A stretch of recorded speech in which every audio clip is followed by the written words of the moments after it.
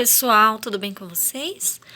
A minha indicação de leitura dessa semana é nada mais, nada menos que o Código da Vinci de Dan Brown. Gente, olha aqui, ó. 80 milhões de livros vendidos em todo o mundo. Então, Dan Brown ficou famosíssimo com esse livro, o Código da Vinci, que é simplesmente maravilhoso e não pode faltar na sua lista de leitura deste ano, hein? O livro, gente, ele apresenta, assim, ele começa, né, com um assassinato que aconteceu lá no Museu do Louvre, em Paris. E esse assassinato, ele é um tanto misterioso, porque, assim, o defunto, ele era o curador do museu. E de uma forma assim um tanto misteriosa, ele aparece morto em uma das galerias lá e junto do corpo dele há alguns enigmas, né? Alguns códigos que leva a trama a uma grande caça de respostas. Então assim, o Robert Landon, ele aparece como principal suspeito, né, desse crime. Por quê? Porque na agenda do curador, né, que tá lá morto, tinha um compromisso naquela noite com o Robert Landon. Então, na agenda dele estava escrito lá que ele ia se encontrar à noite com o Robert, que é justamente na noite em que ele é assassinado. Então, a polícia começa a colocar o Robert como o principal suspeito dessa morte. Inclusive, chama o Robert lá na cena do crime, fingindo que era para ele decifrar alguns códigos, porque ele era, aqui na história, simbologista. Então, como lá em volta do corpo tinha muitos símbolos, muitos códigos, inclusive no próprio corpo tinha um desenho no umbigo, né, que não se sabe se foi o defunto que escreveu antes de morrer, ou o que aconteceu e tudo mais, aparentemente um pentagrama, uma estrela lá de 5 pontas, então chama-se o Robert ludibriando, né, dizendo que é para ele decifrar esses códigos, já que ele é simbologista, e na verdade ele está sendo, vamos dizer assim, colocado na cena do crime para ser investigado, né, por ser o principal suspeito. E também, gente, aqui você vai encontrar a Sophie. A Sophie, ela trabalha com criptografia e ela é da polícia. Então, ela vai também na cena do crime para tentar decifrar esses códigos, porém, por coincidência ou não, ela é neta do falecido.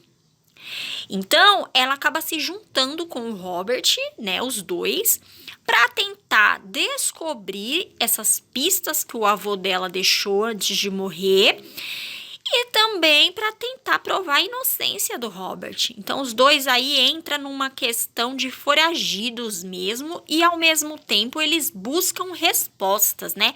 Quem matou? Por que matou?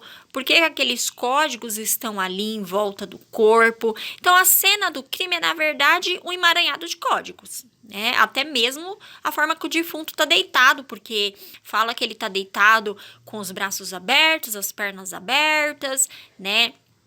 Formando lá uma obra de arte, né, e tudo mais. E por falar em obra de arte, aqui também fala muito do Leonardo da Vinci e das obras dele. Faz até tem até falando um pouco sobre o quadro da Mona Lisa e tudo mais. Porque as línguas do povo, né, gente, dizem que o Leonardo da Vinci, ele participava de uma sociedade secreta, que é o Priorado de Sião, né, que se assemelha aí à maçonaria, ao Illuminati e tudo mais.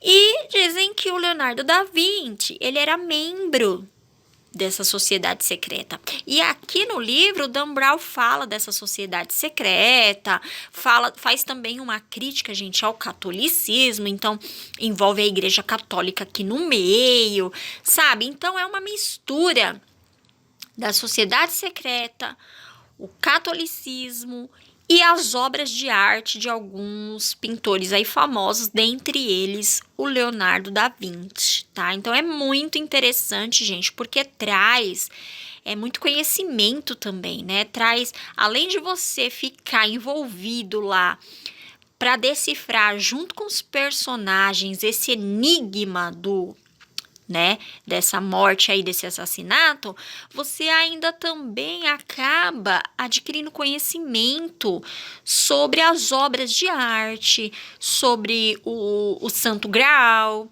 que a Igreja Católica tanto fala, né?